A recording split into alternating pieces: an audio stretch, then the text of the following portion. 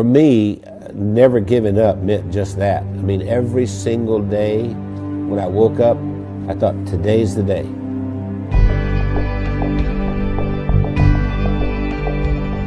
I was the second son in a sharecropper's family, and a sharecropper means that you don't own anything. I mean, you work for someone else who was the landowner.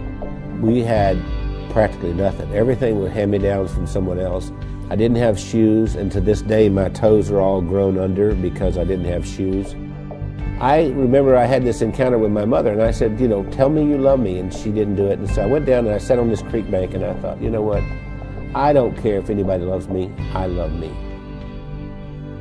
I made a list of goals that I wanted to accomplish, and they were laughable because I didn't even have 2 nickels to rub together, but my first goal was I was going to be a millionaire by the time I was 35. Number 2, I was going to have food to eat because we were always hungry. I mean, my little brother and I used to make mud pies to stop the hunger pains, and I was going to travel all over the world.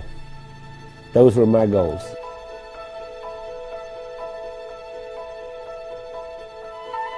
I've learned everything from working with Randy. I didn't know anything about business. I started out, before I met Randy, I was a teacher, a mathematics teacher.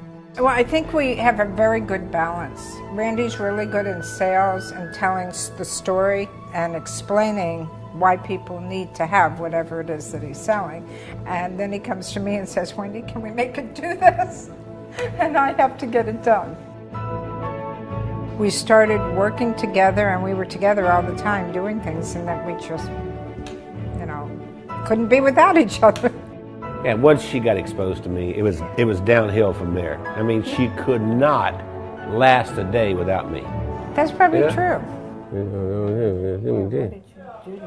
That's what the COO does here. Does hair? She preps me. Spit on it, honey, like you used to do. I never spit. We retired a few times. Did he tell you that? We've tried retirement 3 times, but we never figured out exactly how to do it because we've worked all of our lives. We took a year and we traveled around the world.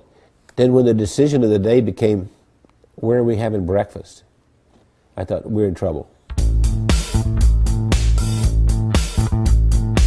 If I were giving you advice and you were meeting Wendy for the first time, I would tell you, don't get your feelings hurt if she uses her phone while she's meeting with you. Hey, Kim. Hey, Chris. Okay. I'll see you in the morning. All right. Bye. Bye-bye. I kind of feel like a triage nurse at a hospital. And every week I go in and I reprioritize. No, I'm not approving that. I think what drives Wendy is her desire to be the best and provide the best of service to everyone. Awakened at 2:30 in the morning, and I hear this little click, click, click, click, click, click, click, click. And it's Wendy over there looking something up at 2:30 in the morning. And I'll say, why aren't you sleeping? You can do that tomorrow morning. We are the definition of entrepreneurs. And we don't like doing one thing at a time. We have to do a lot of things at the same time. It's not just Randy and Wendy doing all this work. The whole team, every single one of us works round the clock. Hey, gorgeous. Listen, Bernice has been with us for what, 5, 6 years? 6 years. Yes. And we love her to death. And I love you guys. Yeah. Randy leads with his heart.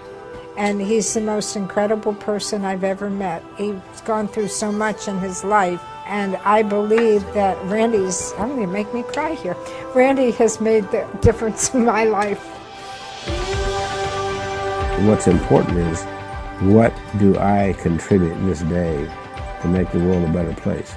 I know that sounds corny, but that's really what it is. My daddy used to say, we leave here with empty pockets. The other thing my dad said is that when you leave, you'll be accountable for 2 things. 1, how did you treat Mother Earth? And 2, how did you treat the people on Earth? I feel that I have found joy and that I've given joy, and I think there's a lot more joy that we can give.